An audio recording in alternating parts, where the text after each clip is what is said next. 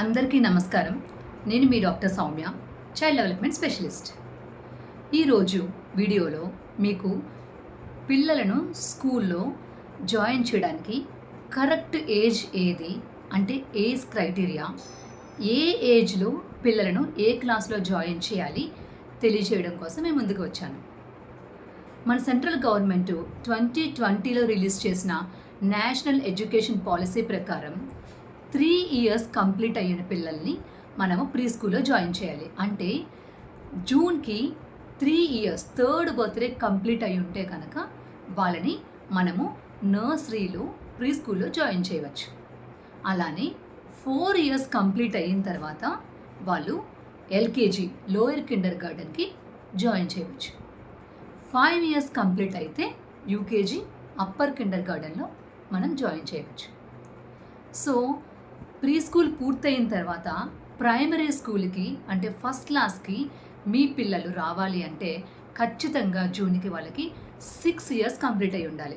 మీరు state board, CBSE, ICSE ఏ board తీసుకున్నా కూడా, అంటే కొన్ని schools June 1st cut off date చూస్తున్నాయి, కొన్ని స్కూల్స్ June end. బట్ ఏదైనా కూడా యావరేజ్గా జూన్కి మీ చైల్డ్ ఖచ్చితంగా 6 birthdays, 6 years కంప్లీట్ అయి ఉండాలి. అప్పుడే ఫస్ట్ గ్రేడ్లో జాయిన్ చేయవచ్చు. మరి 3 years కంప్లీట్ అయిన తర్వాత నర్సరీలో, 4 years కంప్లీట్ అయిన తర్వాత ఎల్కేజీలో ఈ ఏజ్ క్రైటీరియా అనేది అసలు ఎందుకు ఉంది, దీనివల్ల ఉపయోగం ఏంటి? మా పాప 2.5 years కంప్లీట్ అయ్యింది, 2.5 yearsకి నేను నర్సరీలో జాయిన్ చేస్తాను, 6 months కదా డిఫరెన్స్ ఉంది. ఇలాంటి డౌట్స్ చాలామంది పేరెంట్స్కి ఉంటాయి. అలానే చాలామంది స్కూల్ ప్రిన్సిపల్స్ కూడా అడ్మిషన్స్ తీసుకునే ముందు ఇలాంటి డౌట్స్ని ఫేస్ చేస్తున్నారు. అసలు ఏజ్ క్రైటీరియా అనేది ఎందుకు, ఎలా పెట్టారు అనేది ఫస్ట్ మీరు అర్థం చేసుకోవాలి. నేషనల్ ఎడ్యుకేషన్ పాలసీ రికమెండేషన్ ప్రకారము నర్సరీలోకి రావాలంటే 3 years కంప్లీట్ అవ్వాలి. ఇలా ఒక్కొక్క క్లాస్కి ఒక్కొక్క స్పెసిఫిక్ ఏజ్ని ఎలా ఇచ్చారు అంటే అది పిల్లల అభివృద్ధిని బట్టి, అంటే పిల్లలు ఏ ఏజ్లో ఎలా డెవలప్ అవుతారు, వాళ్ళ గ్రోత్ అండ్ డెవలప్మెంట్ ఎలా ఉంటుంది, ఫిజికల్గా అలానే మెంటల్గా, అంటే వాళ్ళ మెచ్యూరిటీ లెవెల్స్ ఎలా ఉంటాయి, ఏ ఏజ్లో వాళ్ళు కరెక్ట్గా ఆ పర్టిక్యులర్ క్లాస్కి సంబంధించిన కాన్సెప్ట్స్ని అర్థం చేసుకోగలిగే మెంటల్ మెచ్యూరిటీ ఉంటుంది. అంటే కాగ్నిటివ్ డెవలప్మెంట్ వాళ్ళకి ఎలా ఉంటుంది, అలానే ఫిజికల్ డెవలప్మెంట్ ఆ పర్టికులర్ ఏజ్లో వాళ్ళు ఫిజికల్గా ఎలా డెవలప్ అవుతారు, దాన్ని బట్టి వాళ్ళు ఆ పర్టికులర్ క్లాస్లో ఉన్న రీడింగ్ కానీ, రైటింగ్ కానీ, యాక్టివిటీస్ కానీ చేయడానికి రెడీగా ఉంటారు. మీకు తెలుసా, ఈవెన్ 3 months, 6 months కూడా పిల్లల్లో చాలా డిఫరెన్స్ చేస్తుంది. అంటే కొంతమంది పేరెంట్స్ స్కూల్స్కి వెళ్ళి ప్రిన్సిపల్స్ని ఇన్సిస్ట్ చేసి 6 months ఏజ్ తక్కువగా ఉంది, వీళ్ళని నర్సరీ క్లాస్లో తీసుకుందాం అని చెప్పినా కూడా, లేదు మేడం నాకు ఎల్కేజీనే కావాలి, నాకు ఎల్కేజీ మీరు అడ్మిషన్ ఇస్తేనే మీ స్కూల్లో జాయిన్ చేస్తాను అని చెప్పి పేరెంట్స్ స్కూల్స్ని ఫోర్స్ చేసి, ఇన్సిస్ట్ చేసి అడ్మిషన్ తీసుకోవడం నేను చాలాసార్లు చూశాను.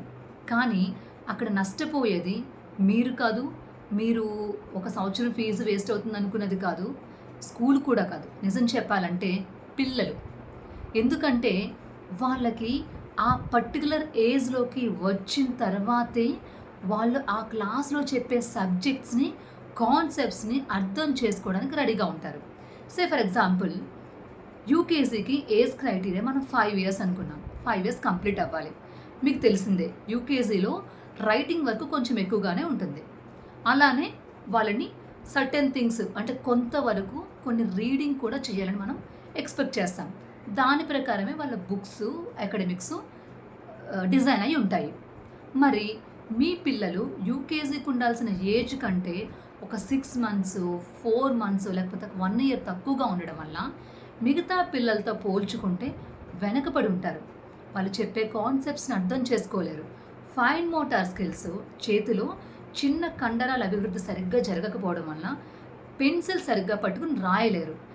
దీని వలన ఏమవుతుందంటే, అంటే వాళ్ళ అభివృద్ధికి తగ్గట్టు వాళ్ళ చదువు ముందుకు వెళ్ళిపోతుంది, దానికంటే వాళ్ళు వెనకబడి ఉన్నారు. ఇది కారణం తెలియకపోవడం వల్ల టీచర్స్, స్కూల్స్ పిల్లల్ని ఎక్కువగా చదవాలని, రాయాలని ఫోర్స్ చేస్తారు. కానీ ఇదంతా ఎవరి మీద ఎఫెక్ట్ పడుతుంది? చైల్డ్ మీద. వాడు ఉండాల్సిన క్లాస్ కంటే తక్కువ ఏజ్‌లో వేరే క్లాస్‌లో ఉన్నాడని వాడికి తెలీదు. కానీ చైల్డ్ రాయడానికి, చదవడానికి స్ట్రగుల్ అవుతున్నాడు. దీని వలన పిల్లలలో ఒక సెల్ఫ్ కాన్ఫిడెన్స్ అనేది తగ్గుతుంది. అలానే ఒక ఇన్ఫీరియర్ కాంప్లెక్స్, ఆత్మన్యూన్యత అంటాం కదా! ఒక ఇన్ఫీరియర్ కాంప్లెక్స్ డెవలప్ అవుతుంది. అరే!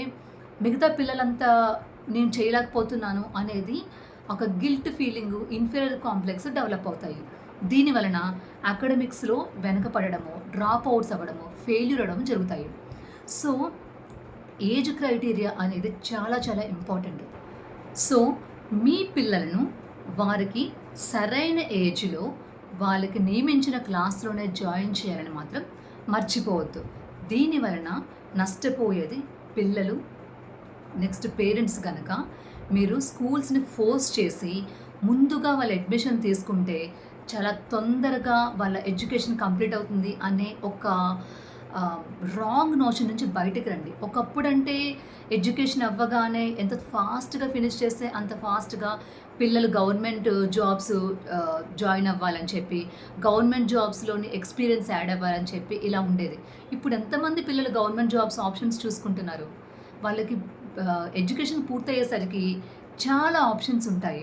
సో, ఏజ్ క్రైటీరియా అనేది వాళ్ళ అభివృద్ధి, వాళ్ళ మెంటల్ మెచ్యూరిటీ, ఫిజికల్ గ్రోత్‌తో లింక్ అయ్యి ఉంది కనుక మీరు సరైన ఏజ్‌లో మీ పిల్లలను సరైన క్లాస్‌లో మాత్రమే జాయిన్ చేయండి. Thank you.